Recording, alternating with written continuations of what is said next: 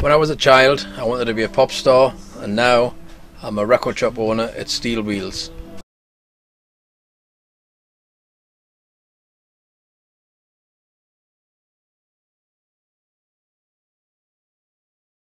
Just through being a record fan since the age of 9 and collecting music.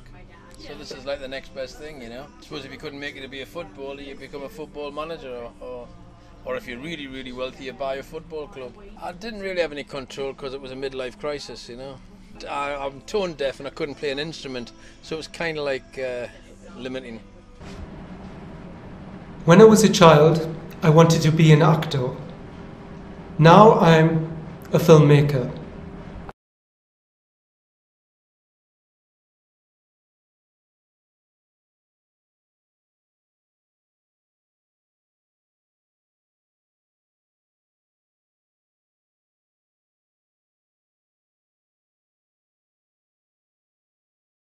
I enjoy doing the filmmaking. I think it's, from the point of view, it's very creative.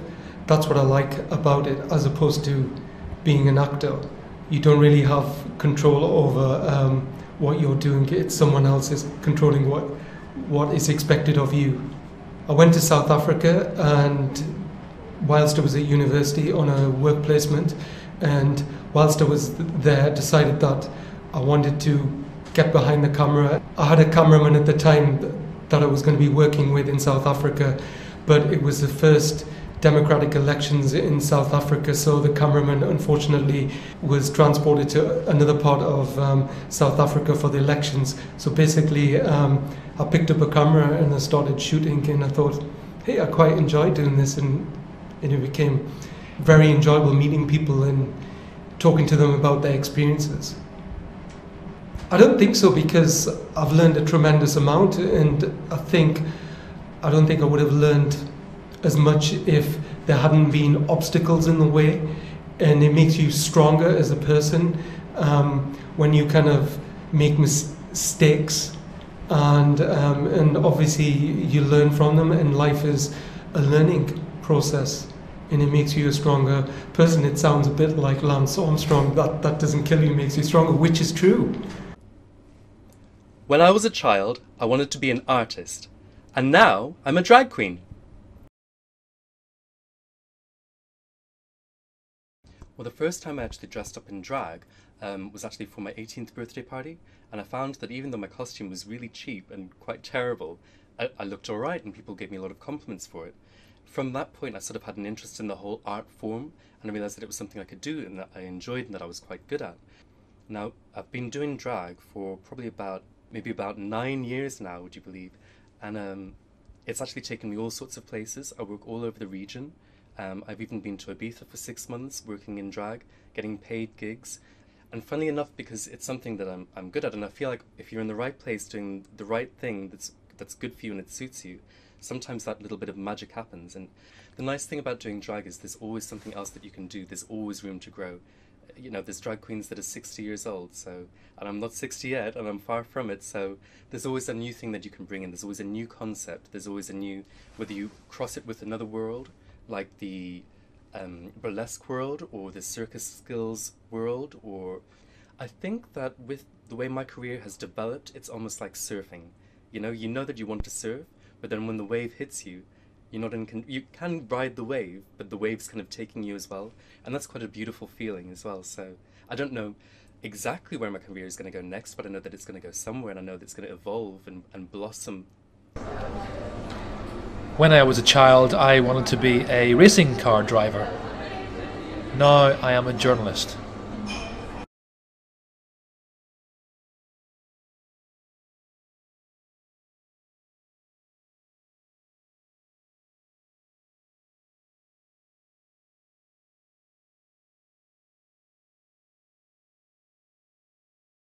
I didn't know I wanted to be a journalist until I went to university, and I was going to be, I thought, an accountant because I was studying economics, but actually I realised that I was enjoying reading newspapers more than I was enjoying the economics, and so I decided to become involved in my student magazine, at university, and then once I graduated I decided to look for jobs in journalism.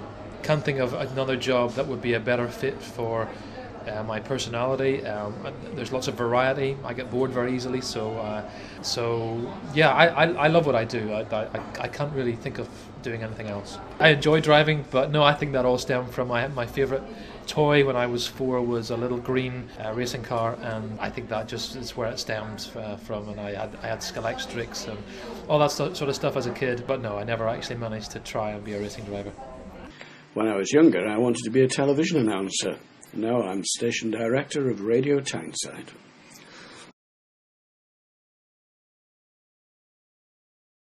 I ended up working in the civil service, and through that I met Mike Neville, who used to present BBC's Look North programme, who introduced me to hospital radio, Radio Tyneside, which I've been at for 39 years, and I'm now the station director. I love my current job, but it's time to retire.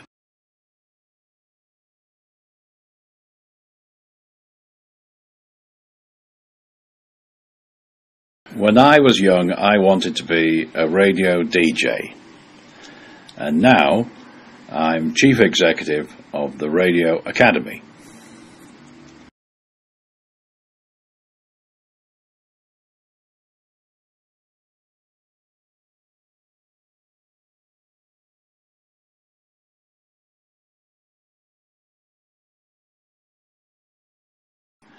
So my whole life's ambition was to be a radio DJ. And I went along to the BBC, and I got into the BBC as a technical operator. Then they gave me a job as being a DJ. And then for 25 years, I was known as Morgan in the Morning, and I used to broadcast on radio stations all over the UK. And I also then moved into management, so I'm also working as management. I retired 2 years ago. And so now I run the whole of the radio industry's Radio Academy, and I still, for my sins, I'm a radio DJ on a number of radio stations throughout the year. So I get the benefit of both.